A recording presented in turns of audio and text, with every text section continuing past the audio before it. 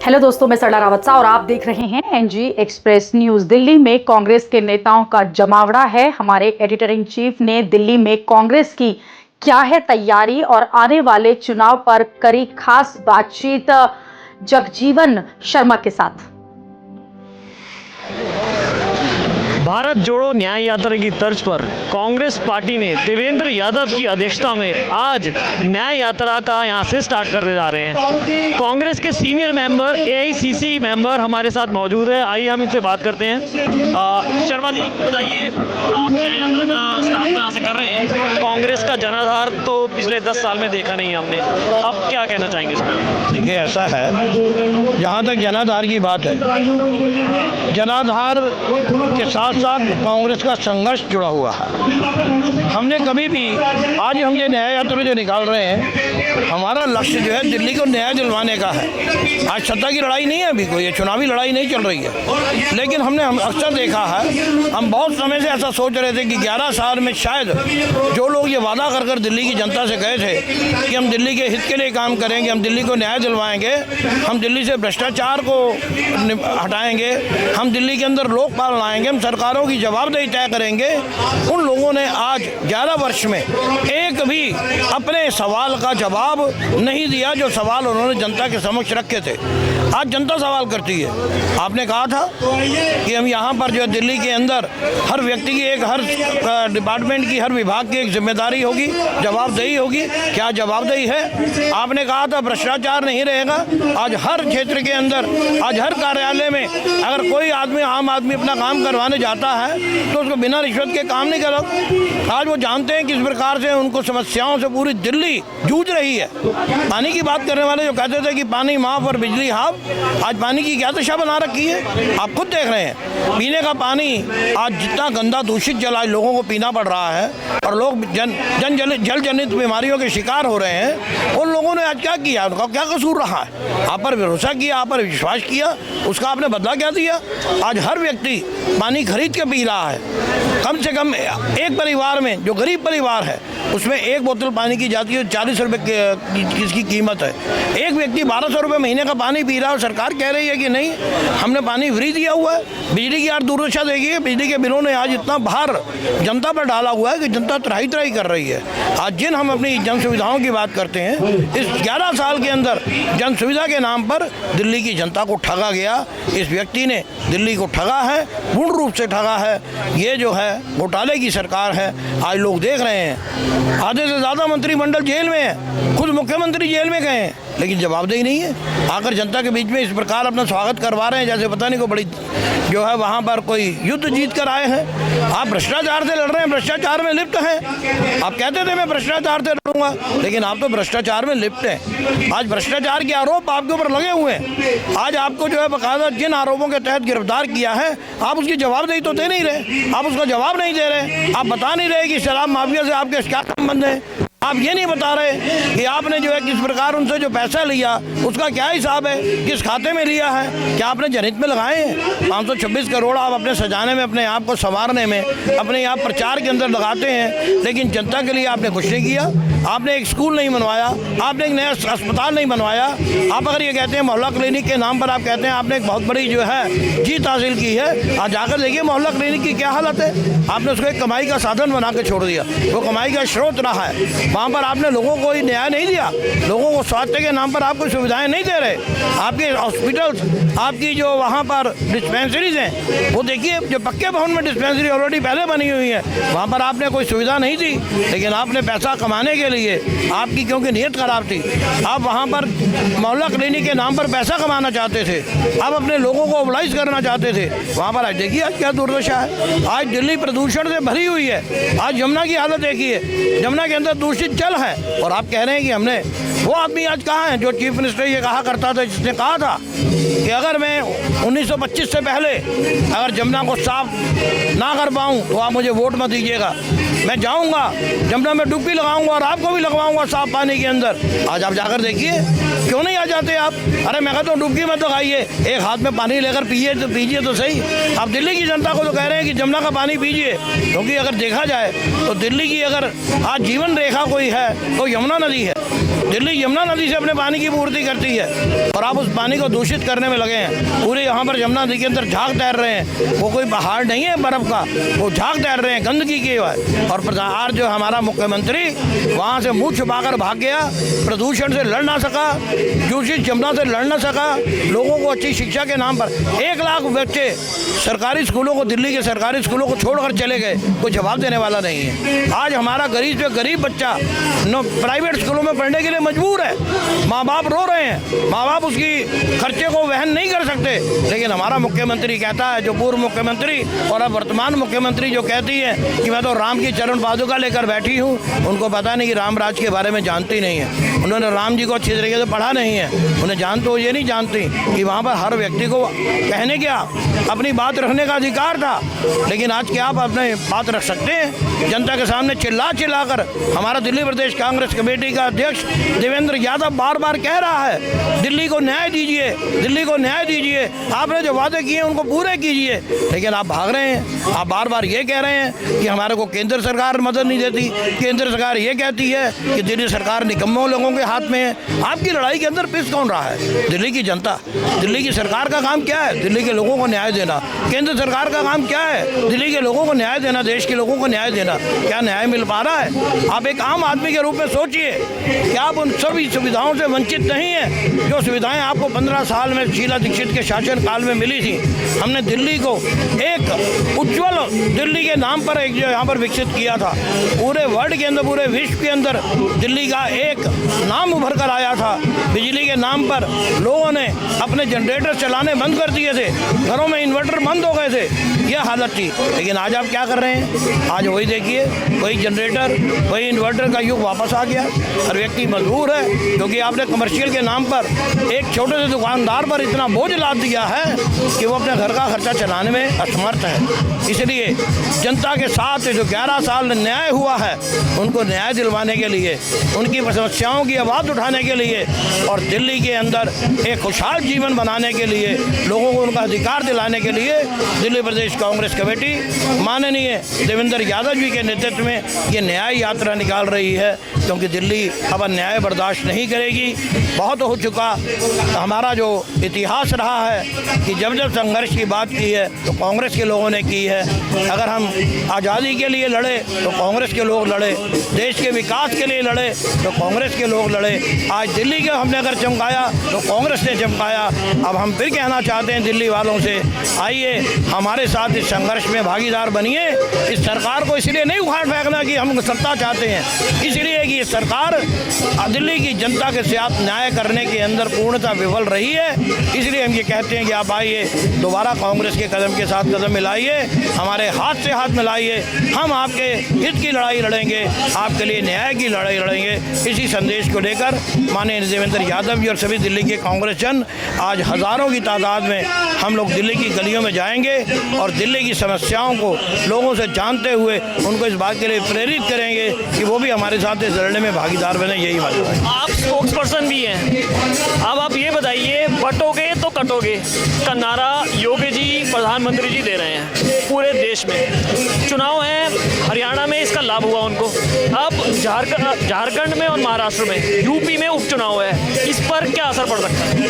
देखिए, जो ये कहते थे कि बटेंगे और कटेंगे, उनको हमारे माननीय अध्यक्ष खड़गे जी ने सही जवाब दिया है कि जो बांट रहे हैं वही काट रहे हैं। हमारे हाथ किसी के खून से नहीं रंगे हैं। हमने सांप्रदायिकता के नाम पर लोगों का कत्लेआम नहीं किया है। हमारे नेताओं के सीने जो हैं वो खून से रंगे हुए हैं। हमने अपने सीने पर गोलियां खाई हैं हमारे नेताओं ने, हमें विरासत में कुर्बानी मिली है। महात्मा गांधी कांग्रेस के नेता थे, श्रीमती इंदिरा गांधी कांग्रेस के नेता थी, राजीव गांधी कांग्रेस के नेता थे और कांग्रेस के नेता ये सब लोग आज भी हैं, हमारे लिए आदर्श हैं हमारे।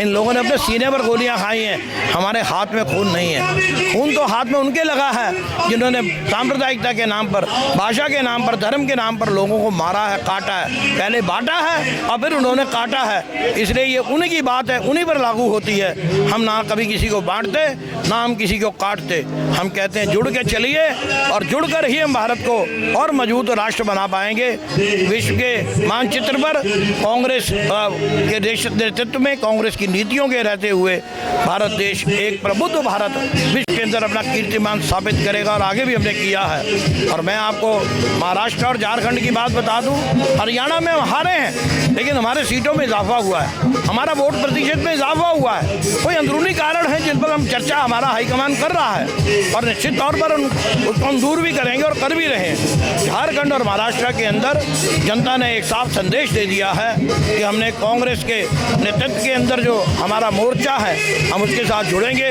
और निश्चित तौर पर आप देखेंगे आने वाले समय में झारखंड हो या महाराष्ट्र हो या यूपी के उपचुनाव हो, वहाँ पर हमारा गठबंधन मजबूती से सत्ता में आएगा और हम जनता को एक बेहतर जीवन देंगे। महाराष्ट्र को खुशहाल महाराष्ट्र जो चला आ रहा है उसको बनाएंगे। जो उसने अपनी जो पहचान खोई है हम उस पहचान को वापस लाकर महाराष्ट्र के अंदर लोगों को देंगे और एक अच्छा शासन गठबंधन के नेतृत्व में वहाँ पर हम लोग देंगे। ये हमारा प्रयास रहेगा। आपने कहा हरियाणा में हम हारे हैं, आम आदमी पार्टी जो 10 से 12 सीटें पे कर सकती थी काम, क्या दिल्ली में आप गठबंधन करेंगे आम आदमी पार्टी? बिल्कुल भी नहीं। ये जो भ्रांति फैलाई जा रही है कि हम लोग हरियाणा में इसलिए हार गए कि वहाँ पर आम पार्टी के कारण, ऐसा नहीं है। हमने दिल्ली में गठबंधन किया था, आपने देखा। शर्मा जी 2 लाख वोट हैं उनके, 2 लाख से ऊपर। अगर वो वोट गठबंधन के साथ जुड़ जाते तो सरकार आराम से बन जाती। अगर हम इस समीकरण की बात करें तो मैं आपसे सवाल करता हूँ, दिल्ली में हमने गठबंधन किया, इससे पहले जो 19 के अंदर लोकसभा का चुनाव हुआ, अगर उसमें कांग्रेस और आम आदमी पार्टी के वोटों को जोड़ दिया जाए तो क्या हमें आज के टाइम में उतने वोट मिले? नहीं मिले। कारण है उसका, लोगों का निजी इंटरेस्ट आते हैं, एक निजी अपना जो है स्वार्थ आ जाता है जो इस बात के लिए इनको रोकता है। मान लीजिए आज जो आम आदमी पार्टी में हमारे कांग्रेस से भागकर लोग गए हैं, हम पर वो कैसे विश्वास कर लेते कि वो हमारे लिए काम करेंगे? जिन्होंने कांग्रेस पार्टी को, अपनी पार्टी को जिसने उनको पहचान दी थी उसको छोड़ दिया, वो हमारे नेताओं का, हमारे कार्यकर्ताओं का, हमारे उम्मीदवारों का समर्थन कैसे करेंगे? ना उन्होंने किया।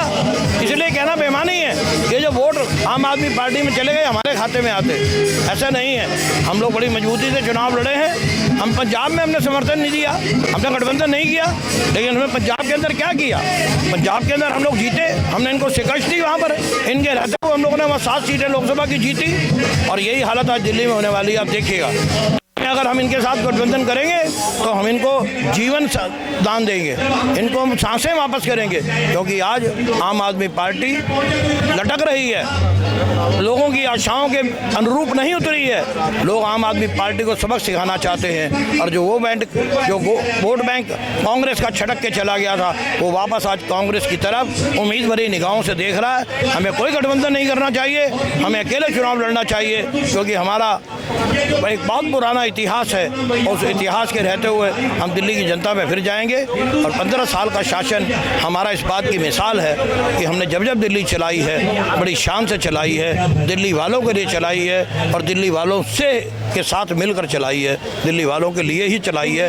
ये हमारा हमेशा रहा है और यही नारे को लेकर हम जा रहे हैं कि हम आपके लिए संघर्ष भी करेंगे और अगर आप हमें मौका दीजिए निश्चित तौर पर हम आपको एक बेहतर भविष्य देंगे। ये हमारा कहना है। भारत जोड़ो न्याय यात्रा की तर्ज पर न्याय यात्रा निकाल रही है कांग्रेस, तो सीधा जनता के पास आप जा रहे हैं, क्या लगता है सर सरकार बनाने में सक्षम रहेगी कांग्रेस?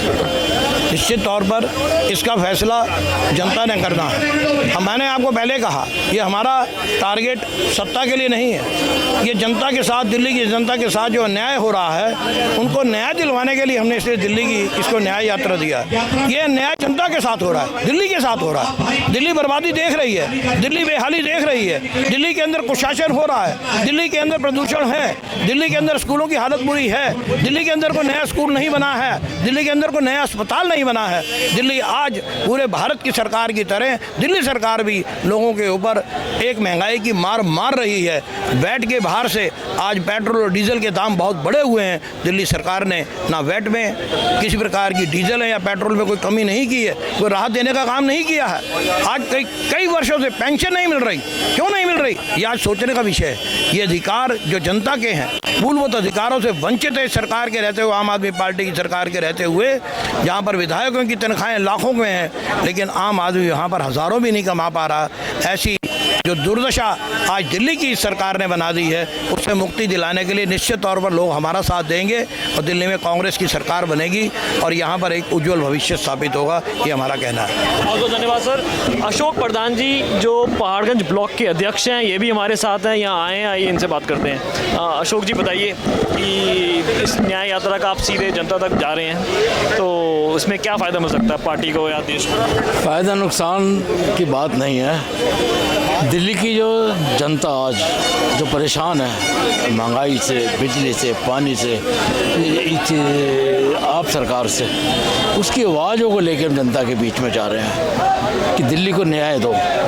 जो वादे आप कर दिल्ली पे सत्ता पे काबिज हुए, अपने वादे पूरा करो, उसको याद दिलाना जा रहे हैं कि आप अपने वादे पूरे करो। दिल्ली की जो जनता जो आज असहाय हो गई है वो देख रही है कि कोई सुनने वाला नहीं है, तो हम तो अपने माध्यम से, कांग्रेस पार्टी के माध्यम से देवेंद्र यादव जी के साथ जो आज दिल्ली न्याय यात्रा की शुरुआत हो रही है, तो हम ये समझते हैं कि ज़रूर दिल्ली की जनता इस बात को समझेगी, इस दुख को भी समझेगी और पार्टी हमेशा जनता के हित में काम किया है और इसको देखते हुए जनता में वोट भी करेगी और जब वोट करेगी, जब हम सत्ता में आएंगे, जितने भी रुके हुए काम हैं वो सारे पूरे होंगे। दिल्ली की जनता की आवाज़ सुनी जाएगी, ऐसा नहीं होगा। और केजरीवाल जी ने जो छल किया वो गलत किया। भ्रष्टाचार में लिप्त पार्टी आप सारी दिल्ली जानती है।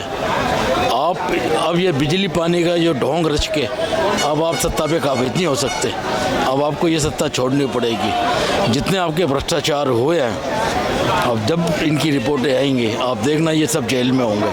तमाम भ्रष्टाचार के आरोप लगाए गए, पहले शीला दीक्षित जी पर, उनके कैबिनेट पर और खुद अरविंद केजरीवाल की पूरी कैबिनेट समेत, सांसद समेत खुद अभी जेल में थे और उसमें बाहर हैं। अब भ्रष्टाचार पे क्या कहना चाहेंगे? भ्रष्टाचार पे तो आप जानते हैं जो कांग्रेस के राज में जब सपोर्टिंग पार्टियां थी, जिन लोगों ने भ्रष्टाचार किया वो सारे जेल गए, कांग्रेस ने सपोर्ट ही नहीं किया। आरोप लगाना अलग चीज़ है, लेकिन आरोप सिद्ध होना और जेल काटना भ्रष्टाचार में, यहाँ सिद्ध होता है कि कहीं ना कहीं आप भ्रष्टाचार में लिप्त हैं। अब आप डंडोरा पीटें पब्लिक में जाके कि अगर मैं भ्रष्ट हूँ तो मुझे वोट मत दो। आप देखना इनको वोट नहीं मिलेंगे, जितना मर्जी डंडोरा पीट लें। जनता जानती है अब इनके बिजली पानी के बकावे में आने वाली नहीं है, क्योंकि बिजली पानी फ्री है ही नहीं। गरीब से गरीब परिवार भी बोतल खरीद का पानी पीता। आपने देखा होगा जहाँ आप रहते हैं, आप देखो जाके, पानी नाम की कोई चीज़ ही नहीं है। जो पानी ये देते हैं तो कपड़े भी उससे धो लो ना तो उसमें भी बदबू आती है। बहुत बुरा हाल है दिल्ली की जनता का। जिस जनता से रिक्वेस्ट करके 5 साल इन्होंने मांगा कि 5 साल के बाद मैं तुम्हारे साथ जमुना मैया में डुबकी लगाऊंगा, आओ ना, कौन मना कर रहा तुम्हें, आओ और हमें भी बुलाओ, मारो डुबकी। तो आपको गठबंधन नहीं करना चाहिए था 2024 में? नहीं, बिल्कुल करना चाहिए था।